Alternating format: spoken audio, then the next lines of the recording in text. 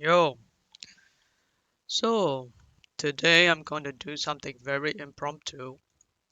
So I'm going to talk about something based on the prompts I received on Asian parent stories. This is not easy. Honestly, it's not. But let's kind of just do it, shall we? So, the bad things they have done. This one, I really feel this to the core right now. I actually did a recording back just a few days back about how I was treated and whatever distinct memories about how they treat me. Just very specific chunks of events, right? And I guess I'm going to try to do it today as well. And I'm just going to say what happens, just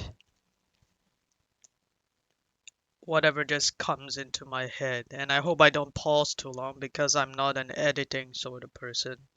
And to be honest, even talking about something like this and editing it makes it sound a little bit pretentious and, disingenuous. So to ramble, or rather to stop rambling, I'm just gonna start talking about this, right? So here's the prompt. What are the bad things that your Asian parent has done to you?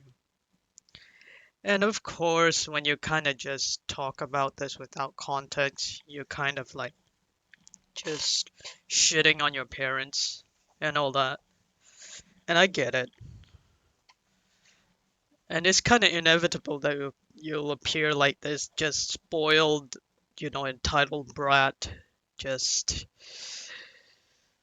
complaining about everything. Honestly, from a third person's perspective, sometimes I can see how it is very annoying to kind of just bash yourself first before talking about something, so I'll just stop on that one. So, bad things they have done to me.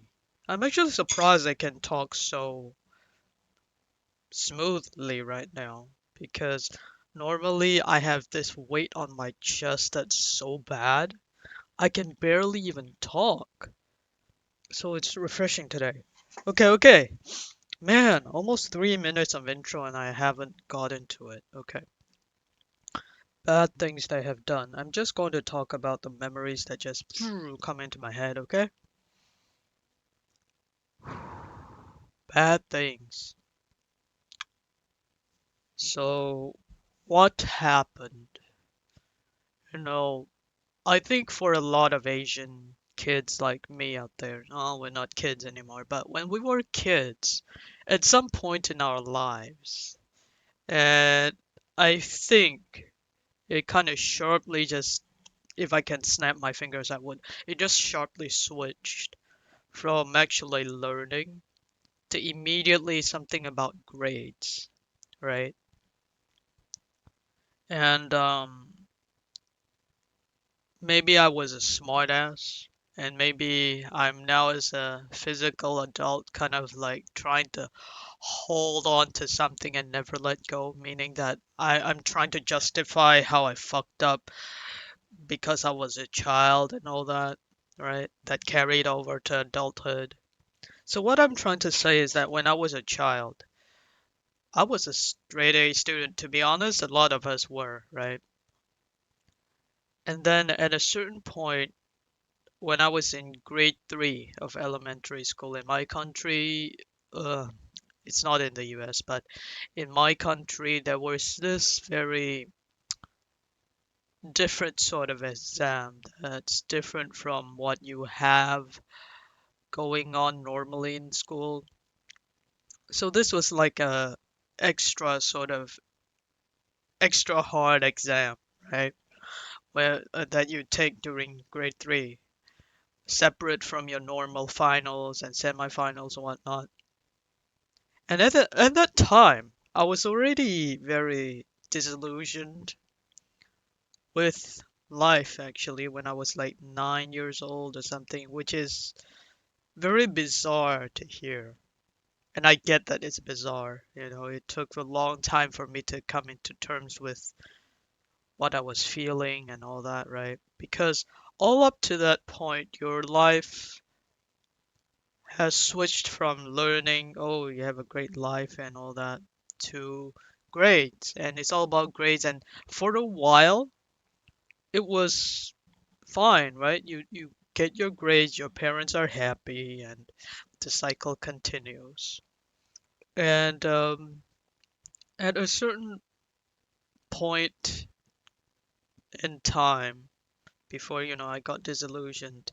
I don't know if you have this sort of talk by your parents, but they'll keep asking you things like, "What do you want to be in the future?" and all that. And for some reason or another, I knew in my heart and in my head, I must say the high class sort of professions, like doctors. Honestly, I didn't even know lawyers and engineers and what they were back then. And even when you say, "Oh, I wanted to be a doctor in the future," it, well, in hindsight, like you don't really know what it means. You just know that, oh, it's great, a great feeling to help people. Man, I'm just doing this one whole, what do you call it? Exposition. I'm doing this whole exposition on a point of what bad thing they have done to me, one point, and it's not even that bad as far as it's just a chain series of events that just isn't beneficial in the wrong long run. I'll just finish this point because I'm so committed now. Alright, so up to that point, maybe doctor is the only thing that you know, and you just say it, and of course your parents are happy. And if you say something like cashier or something, of course they won't be happy, you know. But you don't really know the implications of money and what it means because your parents kind of shelter you from that because all they want you to think about and love and like is studies. And thinking back is just so fucked up in a way because they just limit everything in your life in order to for you to study, right?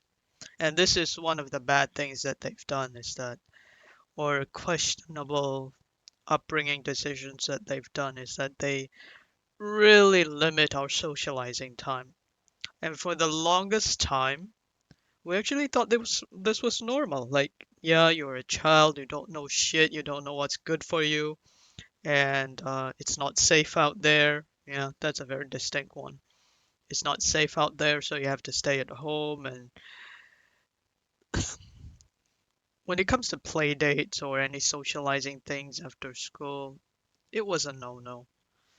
And I specifically remember this one birthday card that I've got.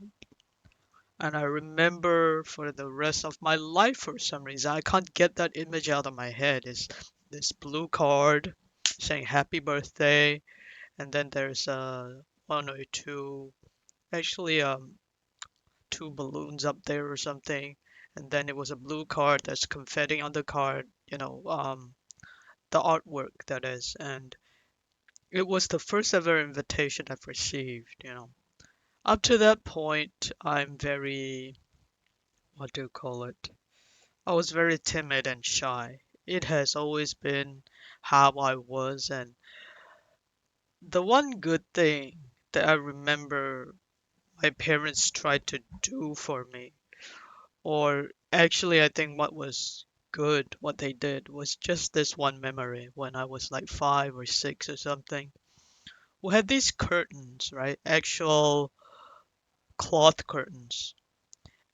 And there was a night light, or yeah, I don't know why it is, but specifically there's when the night light is on, when the light is dimmer and shone on the curtain.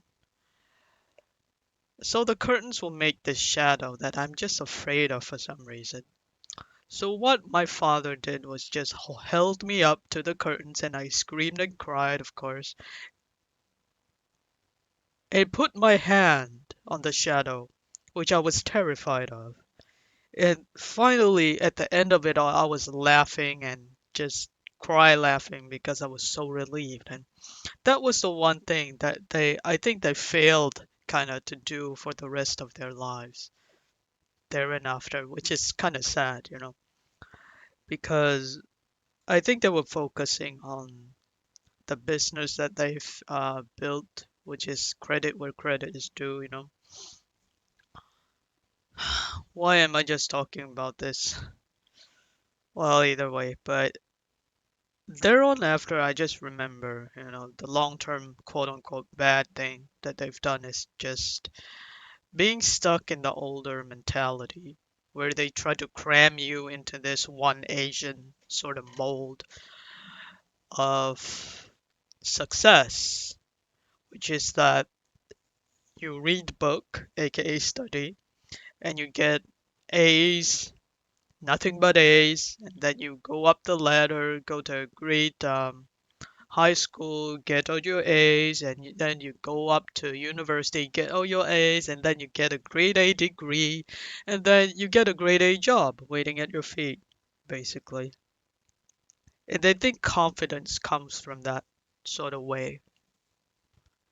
And unfortunately, I think confidence comes from triumph over failure, not just constant success. Why am I talking about this? But to get back to the point before I forgot, right? At age 9, grade 3 in elementary school, there was this special sort of exam that we had to take outside of the normal course of school exams. And that one was objectively harder than the normal ones. And mind you, at that age already, I was kind of disillusioned with life. I was one of with studies, with life and all that. At that moment in time, I remember already being bogged down by tuition classes that I didn't sign up for, that I didn't want. At that point, I was already, acing on my studies. And I didn't have any friends because they were so limited. It was just so fucking limited.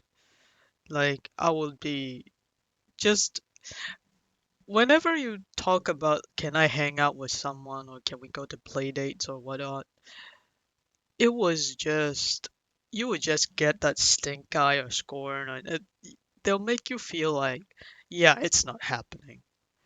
And in the future, I think if someone listens to this, I really encourage you to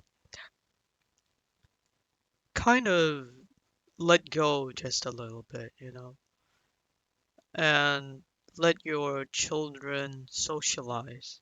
And this is especially true when they're teenagers, I think, because when they're children, they're probably, like me, they're clueless about life, and that's probably because you sheltered them from life, honestly. But I encourage you to kind of let go, and I can get where my kind of the emotions, the train of thoughts, maybe about how my parents thought about things, about how it's so dangerous and how it's so you can't trust anyone out there. I don't know, man, what the problem was, but I hope you can learn to let go just a little bit, because it did me a huge disservice. Because I was already a timid and shy kid, and mother. I was trying to say mom and mother, and either way, mom actually, always blamed my timidness, my shyness on her pregnancy, which can contribute to it. And she just keeps blaming herself about how she had a tough time with her own family when having me because people back then were a bit crass and a bit full of drama and all that, and it hurt my mother a little, not a little bit, a lot. So it affected her pregnancy, and that's why I come out a little bit depressive or something, according to her. So yeah, one of the reasons I can never talk to her about And I hate to say this word, but depression or anything like that. She always harken back to that time if she can remember it, and that will be one of the reasons why, oh, I'm this way, is because, oh, he's born with it. So good luck. And the second reason probably is because I always think of negative things, and that's why I brought this upon myself, right? And the third reason will probably be, hey, you just, justifying your failure now by saying depression, depression. That's another one. You can never win with these people, and winning at this point is not even my goal per se. And 15 minutes in, and I haven't finished my one of my points about the exam, right? So this exam happened, and at that time again, I was already disillusioned in a way about studies, about life, because I was like one of those young kids who thought like, what the fuck am I studying for? You know, parents, my parents and people like elders around me keep saying, oh, study, study, study, and talking about this huge, bright future in front of you that you just cannot relate to, you know? And eventually got so disconnected, I guess that's one of the reasons that I got disillusioned that I just kind of like, you know, stopped studying at the very young, ripe age of 9 or 8 or 9, which when I think about this, the age, it kind of like shocks me even now because at 9, I would assume that all people think about any normal child at 9 think about is, hey, I just wanted another sandwich. But for me, at a certain age of 9, at some level that I did not understand, I was already giving up on life essentially. I was already starting to become a depressive in a way because I'm just studying all this thing. I'm just getting all these A's. It's almost like there's no challenge. I think that's where all the problems started, right? And it's all about getting A's and mom happy and give me a little gift, and that's their motivation and all that. But at the same time, I was not allowed to kind of experience life. Whenever you try to play and whenever you try to what, it's always met with this sort of stink eye that oh, they're giving me a bit of scorn. I should stop. I feel guilty. I feel bad. Like it was starting to really go downhill at this point because yeah, at this point you already start to feel the pressure. Oh, so my life from now on is nothing but study. My most important years of well, of course back then you don't think that way. Now what I'm talking about is kind of like hindsight 2020.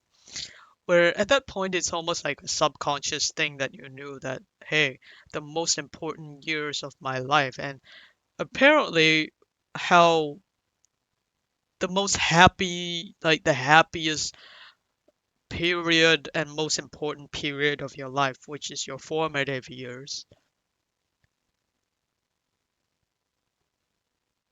the supposed most happy and important moments of your life is just so miserable for some reason. And you've been demanded and you've been told that you should be happy.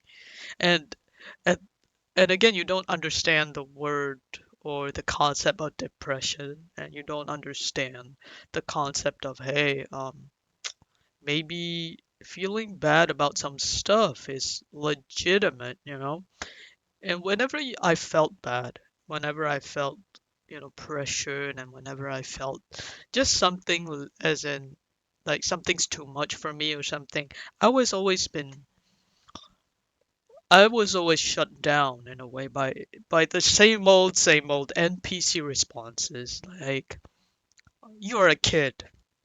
We provided everything for you and you don't know what's best for you. We know it's for your own good. We work so hard so that you don't have to. We work so hard for whom? and work so hard so that you can have all this, and all you have to do in your life is study. What's so hard about it? And all we ask of you is you study like wholeheartedly and with full effort. And is that so hard to like so much to ask? And all these NPC Asian stereotypical responses, right? And from this young age, I feel that my life was kind of set, because whenever you're younger, I think it was not my fault in a way that I felt miserable. I had no outlet. Again, socializing and kind of like what do you call it? Socializing and playtime were just severely limited to straight out actually a soft ban. You know, you know how Asian parents can just give you one look or from the normal course of how they're behaving and things, you know what, I cannot do this, like play your Sega Genesis or something. It was just not a thing. So it's like almost like a starving kid having the piece of bread in front of you in the form of a Sega Genesis, but you can only look at it. You cannot have fun with it, like so sometimes in my head I'm just like, what the fuck is the point of you buying that Sega Genesis if you really don't have an interest in that shit? And it was obviously bought for us, and then for some reason or another, when I still had top grades, I still wasn't being given you know the chance, the opportunity, to actually play it. Like why? I don't get it, you know? I don't get it. But eventually, again, I was just demanded to study. Study seems to be everything I know and I was allowed to do. No socializing. Oh, about the birthday card thing, right? I received a birthday card. I was so giddy. But because I had a tuition class that clashed with that one day in one person's life, every like just one day in one year, I wasn't given that exception to just not go to this one tuition class in order to, go to this birthday party. And you know what? Unfortunately, that was what it was. And eventually, because people just knew that I wasn't going to come to their birthday parties, I just stopped receiving invitations altogether, you know, which hurt. And that hurt even more because I was already a shy, timid kid, not confident, and so people were like less likely already to give you invitations. And because again, if you're shy and you feel like unconfident and all that, perhaps that really hurt more than it should have. And this is not like a specific bad thing that they did, but it probably jump started a lot of the maladaptive behaviors that I had in order to kind of survive, right? Oh, so long just to say one bad thing that I have done. And it's not even one bad thing, it's like a string of little mistakes that could have been just not made in a way. Like, you could have just loosened up. I remember, I wish that parents would make time for their kids. Just like the example I told you about the curtains casting a shadow in the nightlight that I was terrified of because it reminded me of just a scary face or something. And my father actually physically picked me up and put my hand on that shadow. And I realized the shadow wasn't shit. And I laughed and cried, and it was just such a parent and child moment that I'll treasure. Like, oh my god, I'm getting teary eyed because That's probably the only wholesome moment that I remember from my parents. When it comes to like really valuable, wholesome moments that isn't bought by money, that isn't like money related or anything like that, you know. I wish I gotten more of that, you know. And of course, when you say that, your parents always will say, "Oh, we tried our best," which most probably was true, you know, or even if it isn't really true, they in their hearts, even if it was not really true, at least they have the street cred to kind of claim that, you know, because they really worked their asses off on their business, their family business. Again, they're one of those Asian parents who didn't have a great life starting up, and they had to work their way out of poverty, a poverty-stricken childhood. So, oh, and to make shit worse is that in the 60s and the 70s, no matter what part of the world you're in, you're starting to realize that the professionals like the lawyers, doctors, engineers are the ones who's earning big bucks seemingly by their own hand. They don't need any employees, which can be a sort of headache, right? They don't need any employees. They seem to like be respected by default. And that's like a all-in-one package for a stereotypical sort of Asian, right? You don't really want to rely on other people. You want to just rely on yourself. You don't want to just, oh, you know, the typical Asian shit, right? And so, guess what they pushed us into? Doctors, lawyers, engineers. And if you're not that, you're probably a disgrace to your family. And that's kind of like a joke, sort of meme, sort of saying. And guess what's overflowing, oversaturating the market nowadays? Doctors, lawyers, engineers. And of course, doctors, there's. I think my parents are still kind of resentful that I'm not a doctor now. Because if I were a doctor, I would be like, my life would be just set before me or something. But again, back then I was already disillusioned with all of this shit, basically. So I went from a straight A student and just tanked straight to F, right?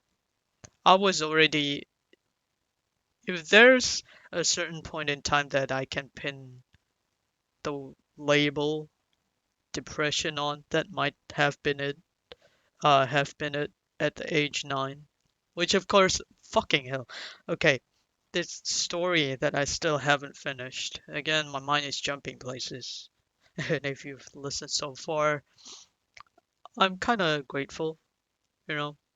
Okay, this special exam. Oh my God. Okay, this special exam happened and the results came out. And do note that at this moment in time, I was already not really studying. I'm already studying like half-assedly. I was already just disillusioned because at that moment it was only studies, studies, studies, studies, studies, and yeah, more studies. And I was already like disillusioned from life. How many times have I said that? And so when the the results came out, I think I vividly remember that I've gotten 3 A's, 2 B's, and 1 C, right? This is like a 6 subject thing. And do note that I come from a country where you have to study multiple languages. So when the results came out, there's this notice board, right? Nowadays it's all digital, but back then they had these boards where they pin the names and you can see the results on. And I remember my mother coming to pick me up and all that, I think. And she saw it. She actually like was you know how they, you know, hurry and were very, what do you call it, eager about stuff. She was just so eager to come look at the results, and I remember her like speeding up her steps in her high heel shoe, in her, dress and all that, her work dress. Back then, people dressed different. And she kind of like stepped forward, like very quickly, and she looked at the notice board. And back then, I don't know what I was expecting.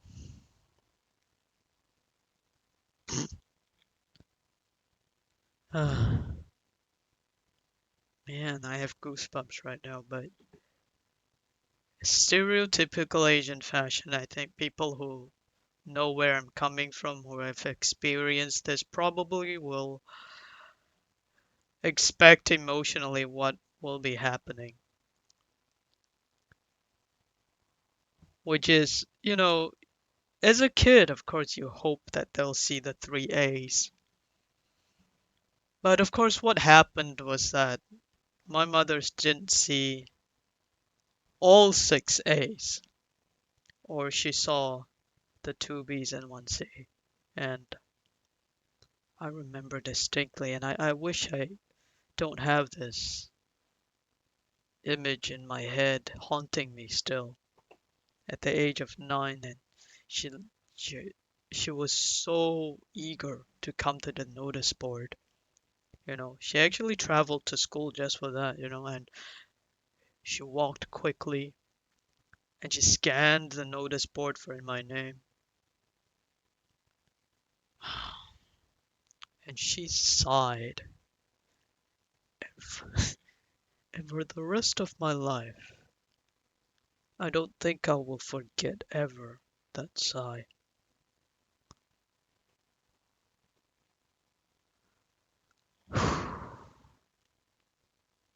Why is it so hard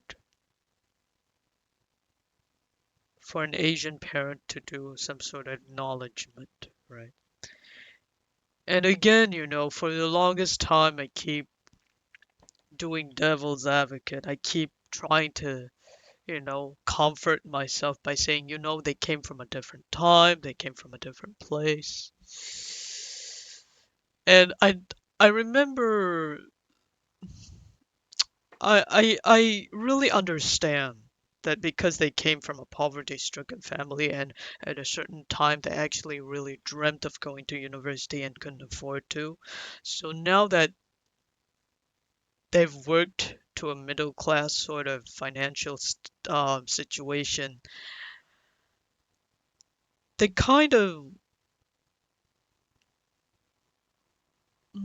it's very hard to admit this, but I think at that very young age they really were living vicariously through us, maybe. It's very hard to accept because you want to think that your parents love you for who you are and what you are.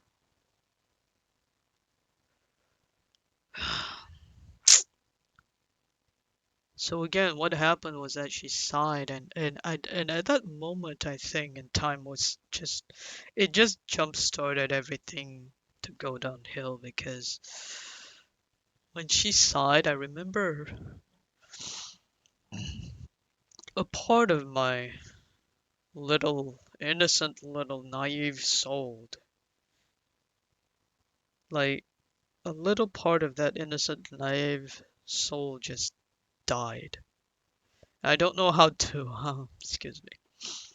I don't know how to explain that feeling, and I realize that especially as a physical adult, people would think that, oh, look at you, and they won't think that this still hurts you in such a deep level, and to a certain extent, it might even sound like a ridiculous thing to be affected by because it's so long ago. It's like you're still bragging about a goal that you scored in a event when you're in kindergarten, and it's just like a negative flip side of that.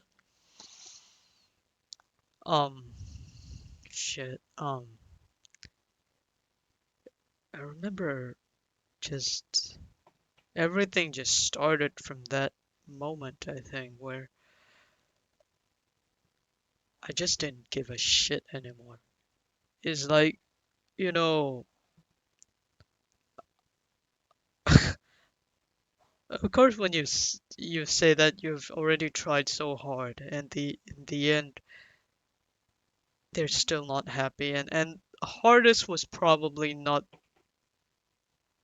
what they wanted anyway, or it was not enough for them because, of course, they believe that with the again with the poverty-stricken background that they came from, worked their way up from the ground, and now they provided everything for us. Which, of course, as a kid, you don't understand it and you don't really feel it because that's just how you're born, like where and what you're born into, and you're kind of shamed and guilted for that. And I don't know if you understand this, but this you just like this is just what I'm born into. What do you mean? Like been provided everything, and what they always like to do is to just compare you to Africa. Oh, the African talk! I swear to God. Children in Africa right now are literally dying to have your job right now.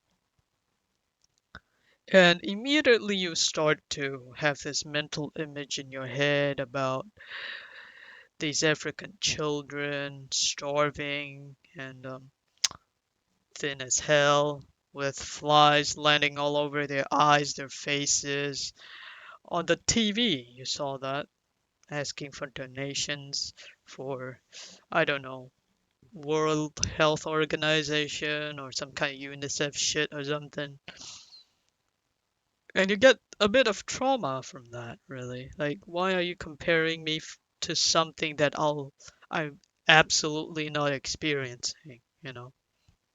And that's why when I see these, like, what do you call it, motivation gurus on YouTube, or, oh, what to do when you have depression to get out of it, sort of fucking gurus up there say, oh, when you are feeling this, remember someone in somewhere else in the world feeling worse.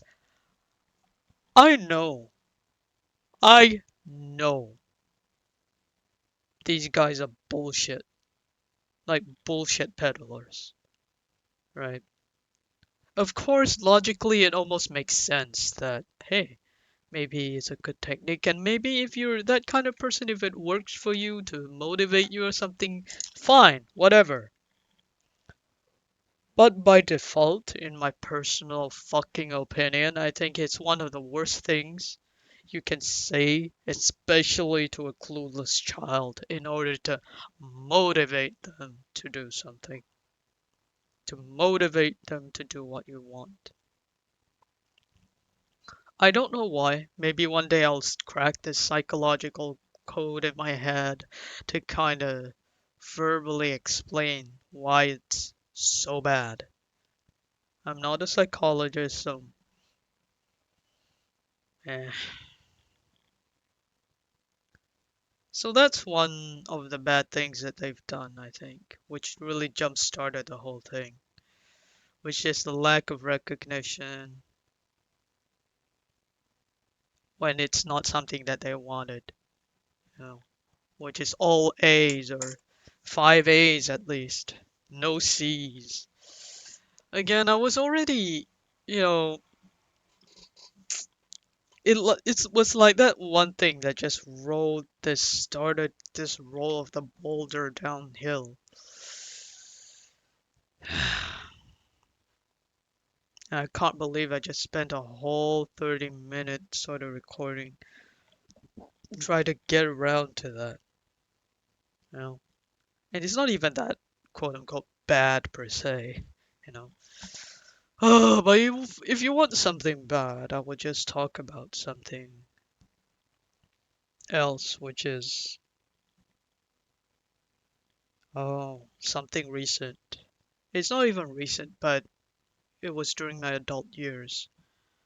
And I don't know, maybe it's me, but I think that my family tends to dispense their ire to me more readily than they are to other members of the family, like their other children. Maybe I exude this nerd sort of vibe, the the stereotypical nerd you see in movies where bullies would see them with their hunchbacks and their downcast eyes and their timidly manner. And it's almost like to a bully, you're asking to be kicked. And it will feel so good that I kicked your ass. You know that kind of look that really like even if you're not a bad person or you're not a bully, you kind of get like that look, right? When someone's looking all pathetic and you just want to kick the shit out of him and stuff like that. And I think that was what it was roughly like for me. You know, that's why they kind of like more readily dispense their ire towards me. And one particular incident where I'm 100% sure that it's not my fault per se is that my father is a very well liked man outside of family. And in particular, he's very well liked in the church he was in. So there's this woman, his, sister in Christ, that's for all I've been alive and all I've known, this woman has been thin and she probably has some kind of pre-existing condition, I don't know, but so what I know about the story was that this woman was she was always thin, okay? As long as I knew her. And what I know from the story was that she was the star employee of her employer. And during the tough times of recession and all that, and a certain economic financial event in our country, a lot of people got laid off, and she was not one of them. So basically, she has a high work ethic, and she overworks sometimes, especially after this financial event that made people tighten their belts and all that. She had to work harder, basically, I think. And of course, given the position, like to us, and probably it's true that Westerners have their work-life balance somewhat. And if it's too hard for the job at hand, or there's always this saying like I'm not paid enough to do this, so you do things at your own pace. Sometimes I think it's healthy, because this person just does so much for her age and for her body composition and all that. She's single, by the way. So one day I remember what happened. The story was that she was taking a bath and then she just plopped and her parents heard it, and basically she died just like that, you know. And the theory was that she was overworked. And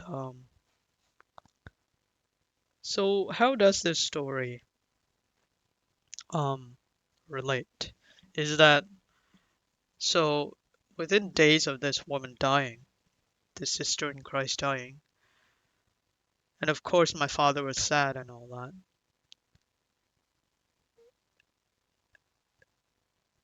And so late at night, as young people do, or younger folks do, I remember specifically I was trying to find a song online.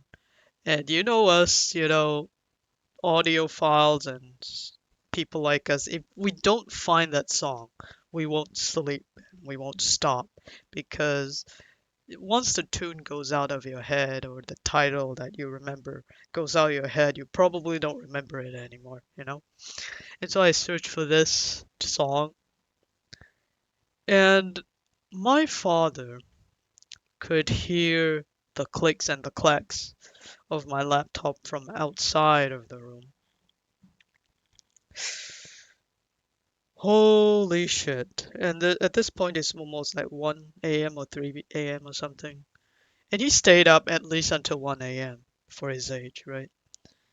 So I don't know how he heard the clicks and the clacks or something. And he was just like, I don't know what the fuck's his problem. Okay, what I felt was just so off about this is that he stayed up until 1 a.m. He went to his room. Then about 2 or 3 a.m. he came out. I was still on the computer and he fucking exploded. And I'm already way past fucking 18 at that point, you know. But of course, again, it's hard to explain to a non-Asian person that in Asian households, if you're not married, you stay with your parents. And at that point, too, I was not independent at all, you know. Man, I felt so, in hindsight, probably I feel very sorry for myself back then. And you just don't know another way of life, you know.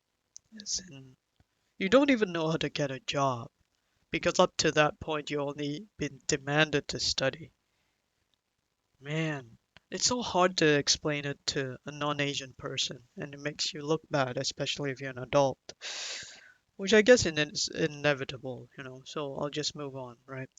So this man stayed up until 1 a.m., which is, in Asian standards, far, far, far away from the curfew. Then he went into his room. Then an hour later, he just came out of his room and went to mine and heard the clicks and the clacks of my laptop, and he fucking exploded. And guess what he was exploding from? He was like with his like threatening voice. It's like I don't know how to say it to you, but it's like basically he was outside my room. I actually feared for my life at one point. It was like, why the fuck are you so awake? Like, why the fuck are you still awake? Do you think this is a joke, huh? Like, yeah, he said that and something along the lines of just, do you think this is a joke, huh? Like, why aren't you like taking your health seriously? And what else? What else? What else? Something about he just like threatened me outside my room. Like such a ridiculous fucking reason. Of course, you may disagree. But what was so wrong about the situation was that he took that. I don't know how your friend dying was any excuse or reason to come explode at me. You know, grieve at your own pace. You know, don't just come to me and start exploding at me for the death of your friend. Hindsight 2020 again. But back then I was actually like, holy shit, what the fuck? And he pulled the cord out of the wall when it comes to the internet, and he just went back to his room. And then 10 minutes after, he came out of his room again. And I was already on the bed because I was terrified, right? And it was like in this lower sort of like threatening voice, kind of like this meme online from I think 24 or something, the TV series. I mean, I don't know where you are, but I will find you and I'll kill you. And it's that sort of tone of voice, and that sort of like low threatening voice is like, better go to sleep, huh? And he was just standing outside of my fucking room. He was just standing outside there, which is so insane to me, given that he actually went back into his room after initially exploding at me for God knows what reason. Well, his friend dying apparently has something to do with me. And then he went back to his room after exploding, and 10 minutes after, he came back out again, stood outside of my room, and started low voice threatening me to sleep. To sleep. Let me remember, like, remind you to sleep. Do you get how ridiculous that is at the end of the day? He was low voice, like threatening me outside of my door. Just the mental image is ridiculous. He was just standing there at 3 a.m. in the morning, and he has work tomorrow, and probably I'll be in the office helping them too. And he was like, "You better go to sleep, huh? Do you think this is a joke? You think your health is a joke?" Like, at hindsight, I think I should have gotten fucking angry and gotten out of my that room and just punched him in the face or slapped him. I don't know, but I felt so terrified. And of course, as an Asian offspring, and whenever someone's elders talking to you, and even in a non-Asian setting, when you express something verbally, I think it's like a default setting for people to initially just accept it as the truth, unless there's something that proves otherwise immediately in your head through maybe experience or research, right? So of course I was kind of like afraid for my life, and I remember lying on my bed just thinking, I had an inkling that it was a bit ridiculous. And I actually said to him like, "Okay, I'm on the bed, God." And he's like, "Don't oh my God me." And of course, because he's like a Christian and all that, saying God's name in vain or something is offensive, and he's like, "Don't you oh my God me." And he kind of said something like some other threatening shit again, and he went back to his room, and I'm like, "What the fuck?" And I was already 20 something. And again, I was one of those Asian kids who studied all their lives. So I literally don't know how to be independent in a way. So I was just staying in the house doing what I, know how to do, which is going to my parents' business to kind of work for them for free. And eventually my mother had the, courtesy to pay me a minimum wage, but it's still, you know, she paid me. And that really did a huge thing for my confidence. I have no confidence still, but, I wish I've gotten that younger in my life. Instead of being banned from any part-time jobs, being banned from experiencing everything, saying that, oh, you'll experience everything after you get out of university. Like, bullshit. And I think what's more petty about all of this shit is that my father goes to his business and opens shop, like open up shop at about 7, 8, no, about 7. So he wakes up earlier. And my mother will go to the business at about 9 or 10 in the morning. So later than my father, who needs to open up shop. And this fucker is so petty that early in the morning, like, because sometimes I do go to the business with my mother later, like, and this fucker is so petty. I can't believe I called my own father fucker, but this man is so petty that he demanded that I wake up in his time, despite knowing that I didn't sleep early enough or something. And to be fair, it's probably irresponsibility on my part or something.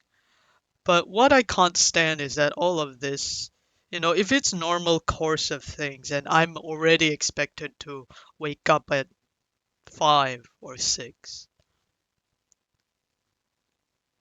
then yeah, I guess it's my fault. But what I couldn't stand, and this happens to me throughout my life again and again, hindsight 2020 again, is that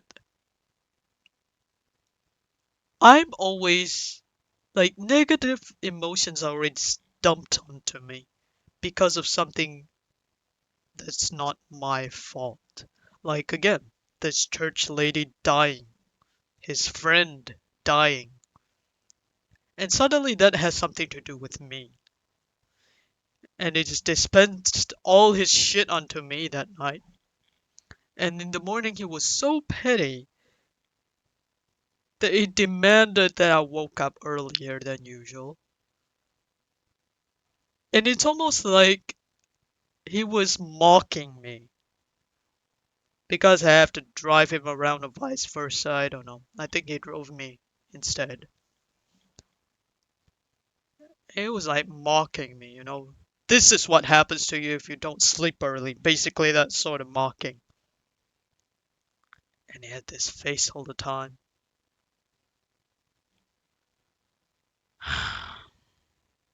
You have to understand before that 3 a.m. shit, I already slept. I just woke up with this music in my head and wanted to get out of my head, so I wanted to find this music. So after dinner, I was already asleep for hours and I woke up and he didn't know that and he didn't give a shit after I tried to hint to him. Of course, he doesn't give a shit. And of course, I hinted to him because, again, is an Asian kid thing. You cannot really directly say to your parents what you think. You have to go around the bush or something. Ring around the rosy so that you don't offend them. That one time really made me like I'm shaking my head right now. I don't know if you can see it. Of course you can't. I probably will cover my face up because again, if this face gets out anywhere and I'm that paranoid where this recording may get out of hand and not even get viral. I don't wish this to get viral because it may go back to my parents and if they see this face I'll get it or something. All right.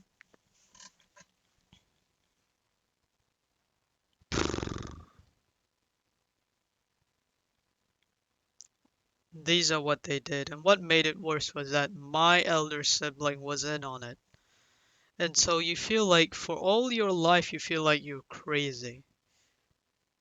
But that's probably for something for another time. Okay. Maybe my crazy Asian sibling is something that I should talk about too. That's probably ah yes. Before I leave you all okay, so I did a non-specific story that's not like a particular event that's bad, like super bad. And then I went to that one particular event when I think what my dad did was super unfair and super bad. And now I'm just going to switch to one specific event from my mother. And again, these things are long standing, and that's why probably I spent a lot of time doing a lot of expositions because again, these things are not like a one time thing like a war and something blows up beside you and you get PTSD or it's more like a lot of small explosions that you'll never know where will come from. To be fair, if you're in a war, you probably don't know where the explosions are going to come from too, but again, it's a long-standing issue. So, but this one I promise will be probably a bit shorter when it comes to expositions anyway. Oh, this is going to be hard. But when I was growing up, again, I'm glad for the previous exposition about how my results started to tank because at a certain point didn't give a shit anymore at a very young age. And so I have I have an elder sister, right? And she was all in on it.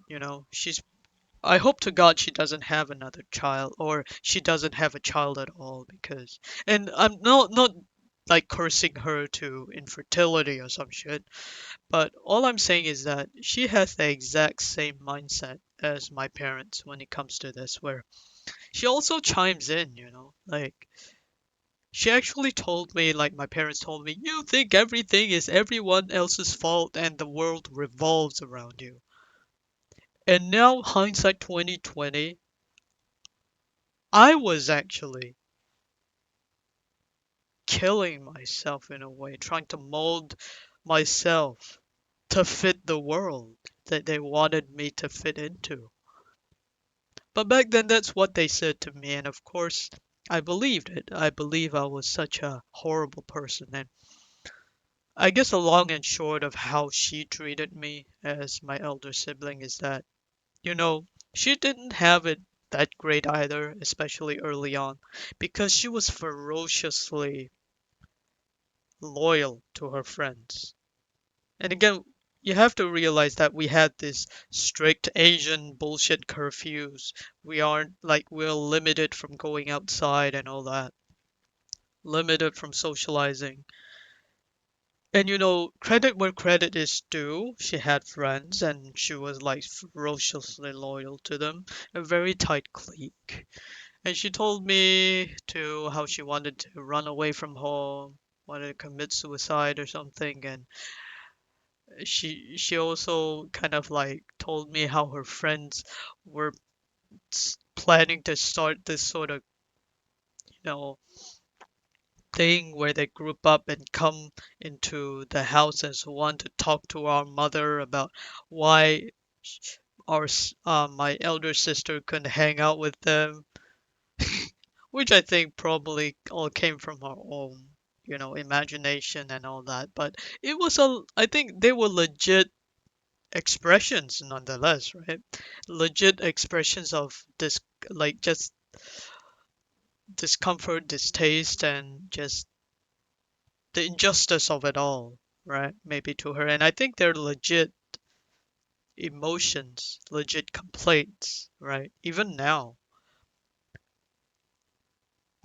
But again, this might be me trying to be dramatic or poetic, but what I think happened was that as time went on, as my father gravitated more towards the outside people for recognition and acknowledgement, I think my elder sister was shockingly the same way because, of course, being in your with your friends and all that, is tons better than the stressful house environment that my parents created, right? And so she hung out with her friends and all that as often as she could, which was still, in my opinion, not enough. And she fought. Credit where credit is due. She fought. She rebelled. She fought. She absolutely didn't think anything was wrong with hanging out more with your friends, especially outside of school, which I kind of agree with, you know. But what I think, and this is the dramatic, poetic part in my head, what I think happened was that eventually she saw me. It was like the combination of the nerd look bully thing. I was just begging to be scolded, begging to be kicked, that kind of look. Like, I'm already down. What's one more kick? That kind of mentality, just a little bit sprinkled in there. Plus, the more important thing, I think, was that eventually, as time went on, I think she saw me as the extension of the prison that is the house, right? That is a family, that is a home. That she gravitated towards her friends more and more. And sh again, this is a poetic part again. She saw me the extension of the house, which is the prison that she knows or she knew, and started treating me more and more like less a sibling, more again as the extension of the house. That's when it comes to the hierarchy is one, head lower than her because again, if you're the younger, you're just, obey and all that.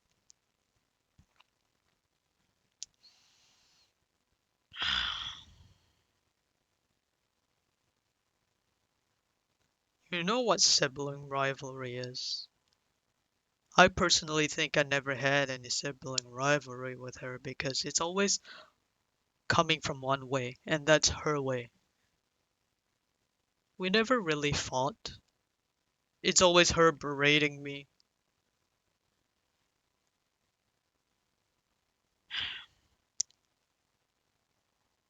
And this is where my mother came comes in, right? So, long and short of it, I guess my sister has always treated me with disrespect, as if I'm not shit, right? I was just like I guess there's a modern term now on the internet. She's a stan for her friends, basically. And even her friends, I started realizing, started to treat me differently. And in my head, it's because probably she ranted to her friends on how pathetic I was. And that's why they also started to have this attitude like, go away or something. That sort of tone. And so you have to understand I'm surrounded by these people, you know. My parents who again, you have to step on eggshells at that point because you're not getting all A's like you used to.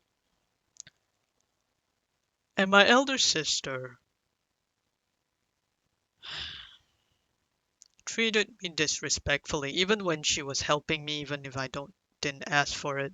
You know, like when I went to a foreign country to complete my university, she drove down because she was in that country too. And my mother kept insisting to me to be thankful to her, you know, which to a certain extent I was, but I didn't ask for it, you know. Because what happened was that she drove down. Yes, she wanted to help me. Yes, I was her, you know, younger. Sorry, I'm just thinking. It's just, you know, the attitude that she gave me, you know, as if like, did you hear me, huh? And that sort of tone, you know. And her friend was there with her, and she treated me the same. I'm like, what the fuck is going on? I was already so passive and already so much retreating into my own self so as to not offend anyone. And I'm still being scolded. I'm so like, what? That's just a distinct memory, man. And so whenever my elder sister did something for me or something like that, my mother would always insist to love her more or something like that, you know, which was just cringy as fuck. And what I cannot really forgive in a way was that all throughout these years, it's always the same talk to me by my mother, which is probably the last person still viable when it comes to me loving anyone in this house. She was like, always, when talking about the sister, was, she always had this theme of telling me that, you know what, in this, you know, another Asian thing, like, about reincarnation and shit, right? About this life, you've been chosen to be brothers and sisters, to be siblings. Why do you need to be so hostile toward, not hostile, but why do you have to be, you know, so distant and far apart, you know? And there's another talk about, you know, it makes me sad to see you always being so, you know, avoidant towards your sister or something like that. Like, to see that you're not getting along. That's another one. There's also another one like, why do you have to be so difficult and so distant from your sister? So the main thing is that it's my fault, right? That I'm not getting along with my sister. I always kind of try to just say this one thing back. She like what? She's the one. Like I always told my mom, she's the one being difficult.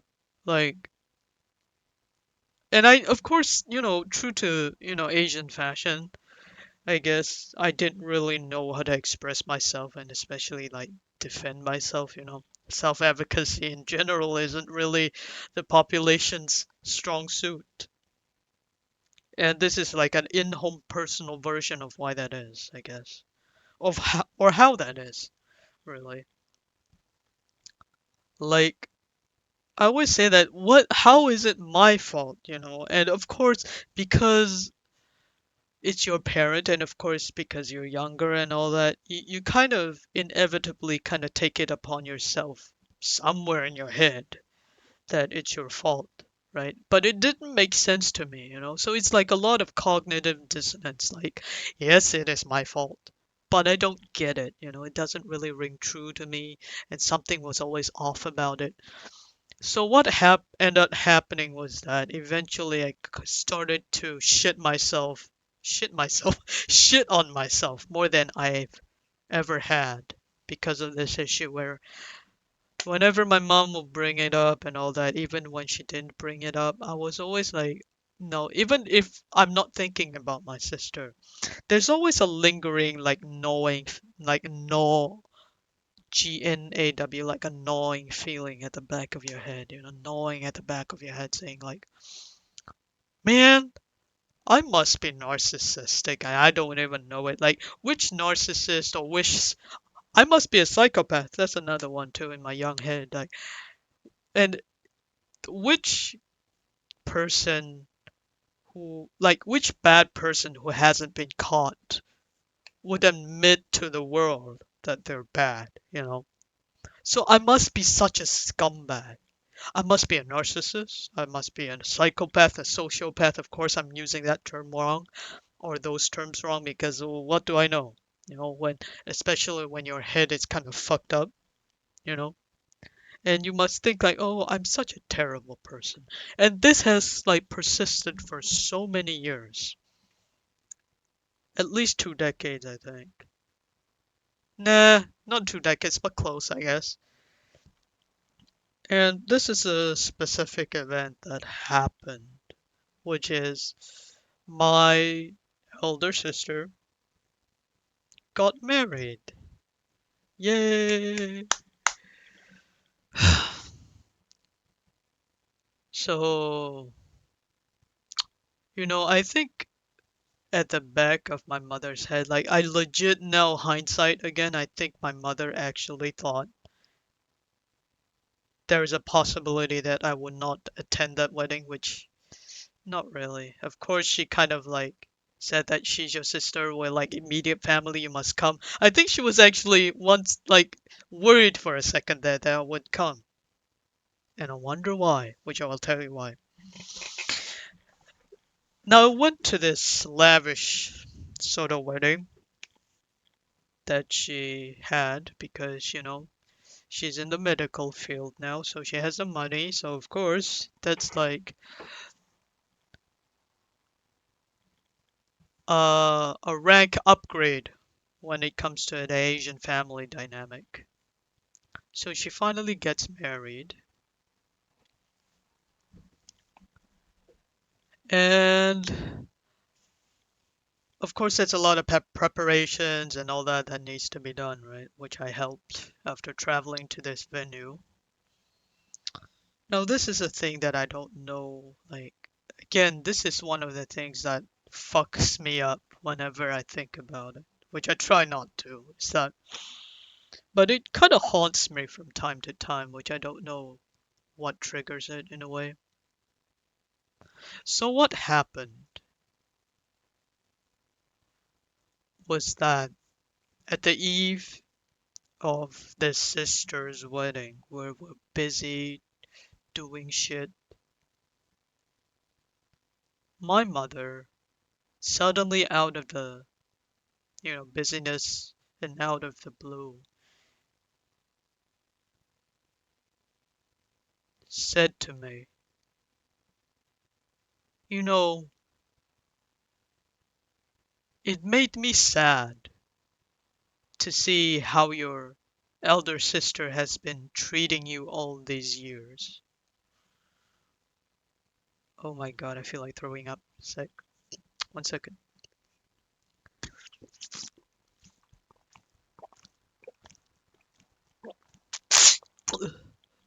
Excuse me.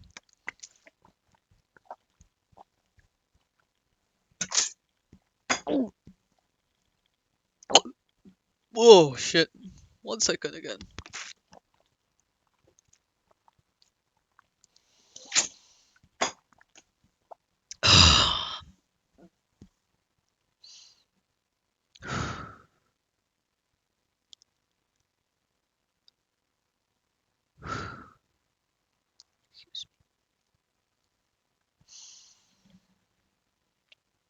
And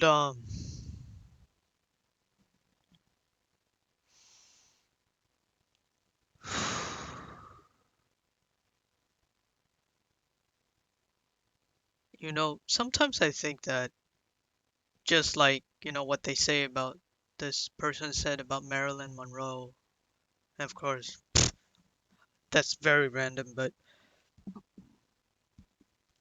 sometimes I wish I was dumber so that I could probably be happier. Sometimes I wish I wasn't so introspective and such a deep thinker because probably I'll be happy. Stupidly ignorant, blissful. Blissful ignorance is a thing. But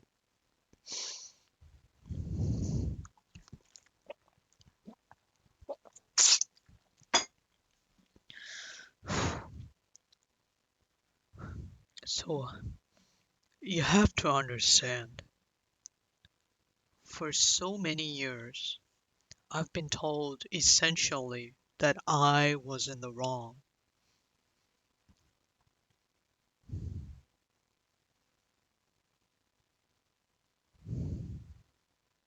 And it's my problem that we're not getting along. And that has permeated.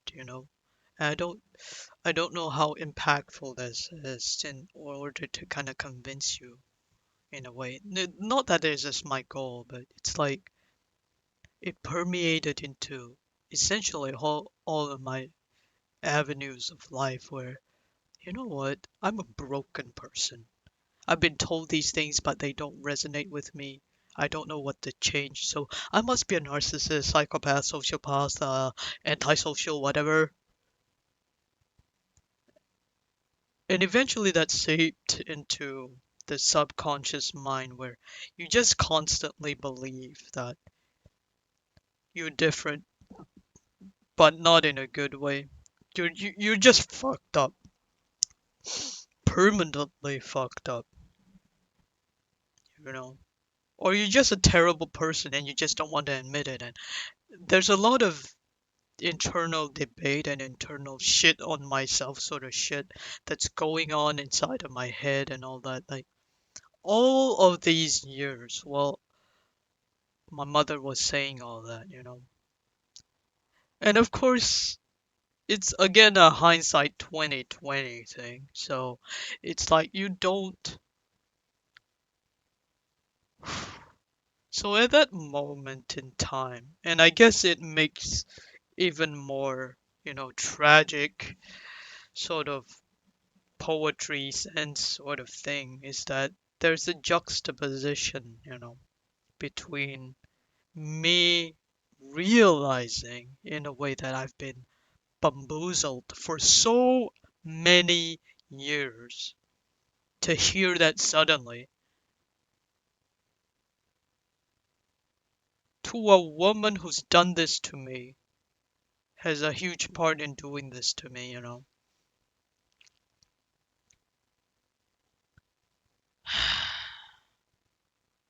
And that woman, like, is a juxtaposition of me having this, like, gobsmack of her revelation to this woman who's have a big part in doing this to me, having the objectively the most happy moment, happiest day of any woman's life, which is a wedding tomorrow, right? She's getting married the next day.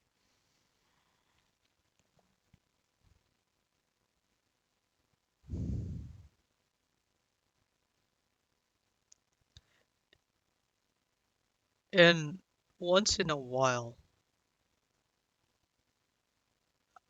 I get, when I get angry, there's always this thing, this voice, intrusive thought that goes on in my head that said that, you know what, like, at that moment in time, that time still haunts me. Like, it's like, you know, some people may even think that it's nothing much.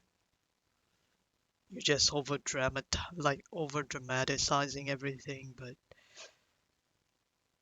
if I were to be true to what I feel, at that moment in time, I was like, when I was just been gobsmacked by that revelation, my mom just said that as if it's so easy out of the blue. I was like, what what am I supposed to feel about all this? After all these years shitting on myself and finding out it was for no reason, trying hard to just break myself over and over so that I can pick up the pieces and mold, like put into this picture and mold that you want, like that was for nothing. And you just say that over there. And of course, she didn't even apologize, which, to be honest, at this point, I don't even seek an apology because it's kind of, cringy, because it never happens in the household, how something that never happens, when it happens, it kind of, eh. But she just says that, like, and I remember sometimes if I'm angry, I kind of have this thought that, what am I about supposed to feel about this, while that bitch, you know, that bitch gets to be happy while I get, you know, hit with this. And of course, I say bitch in like a heat of a moment thing. I don't think, like, of course, I won't say that she's a fucking bitch, but to be fair, probably she got married to a man that will make her a better person. But to be honest, she always have treated people outside of their house better than, at least, better than me, or better than how she treats me and shit. So,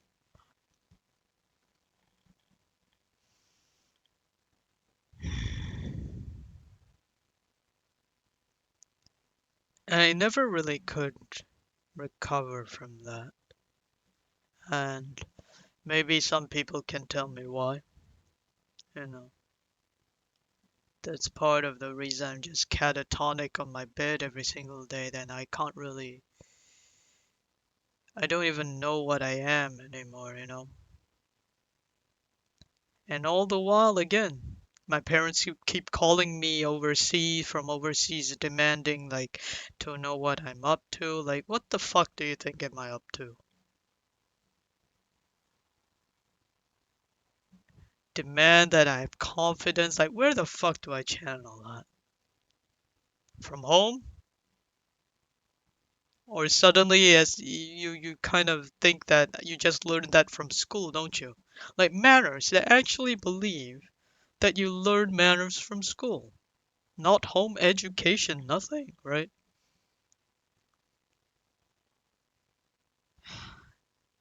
And at certain points in time, I keep thinking, you're an adult, get over it.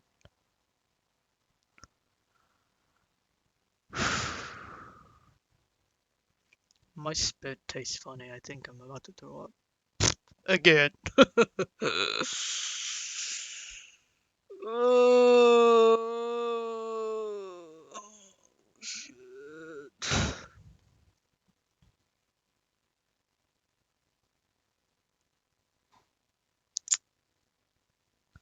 Man, that just took a doozy out of me. Man. I guess long and short of it is that she knew. My mother, which I really proclaimed to love so much, knew. And she didn't say nothing. In fact, whatever wisdom or advice or berating or whatever she said to me was my fault. That we're not as close as she wanted us to be.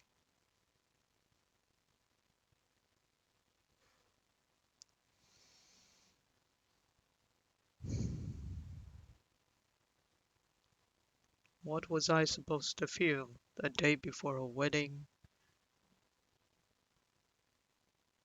Am I supposed to forgive her?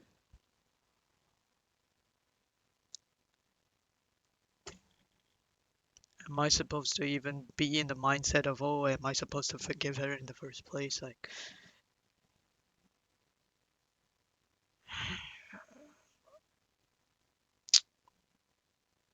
can't. What's the point? What's the point of being empathetic, you know? Sorry.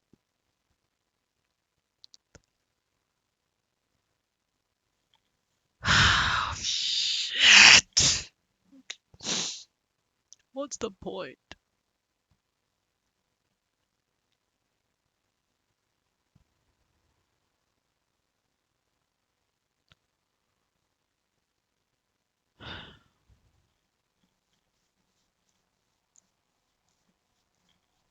So, this has been, of course, a lot of these has been like long-standing things, and probably to you, they might even be non-issues, you know. Again, what I said was, I think, a long-standing sort of effect when it comes to the notice board. Imagine that, notice board, 9 years old. Mother came over and sighed, and that was the moment that I gave up on life, basically. And I'm surprised that I even have a degree right now.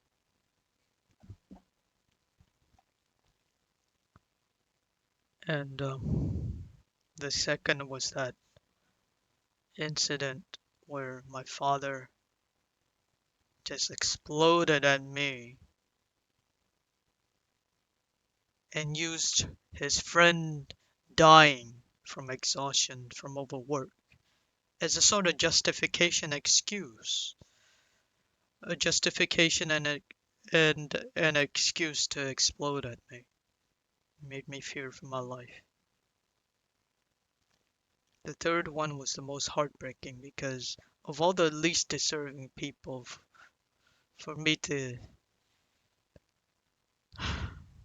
she kind of like just told me, which makes me kind of disgusted in a way because she knew how I was treated by my elder sibling, right? And of course, you know, for some people, they will think you're just over dramatizing it. But in a way, when you think about the long term impact, you know, it's like a butterfly effect, as they say. If even your sibling, you know, which you're supposed to fight with and to make up and to be, you know,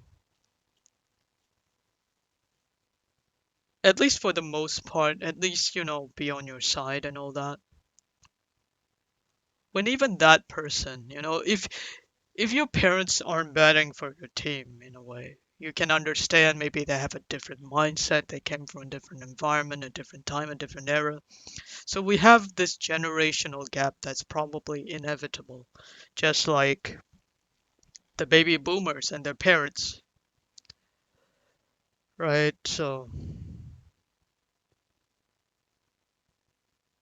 but for the person who is in the same generation as you, treating you this way in your own fucking house, the most like foundation, the root of everything. It's like you have to understand that's a more impactful thing. And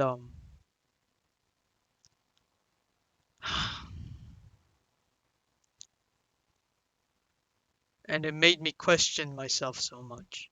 And at the same time, your parents were being so damn helpful by saying just stop questioning yourself, you know? It's like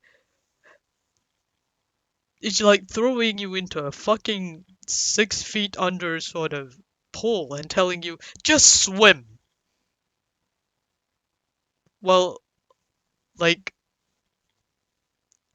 all the while never teaching you how to swim, you know?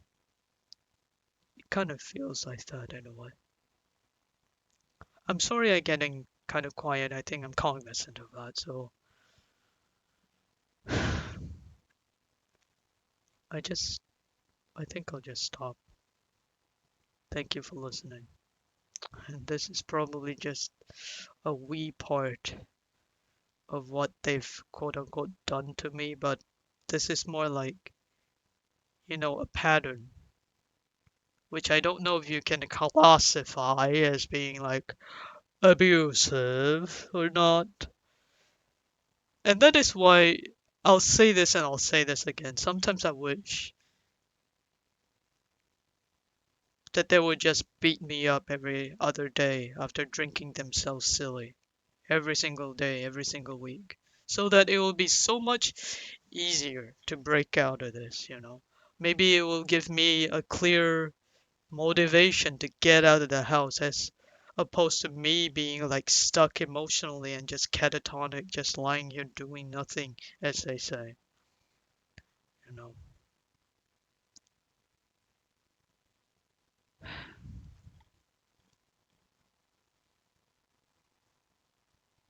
I'm sorry.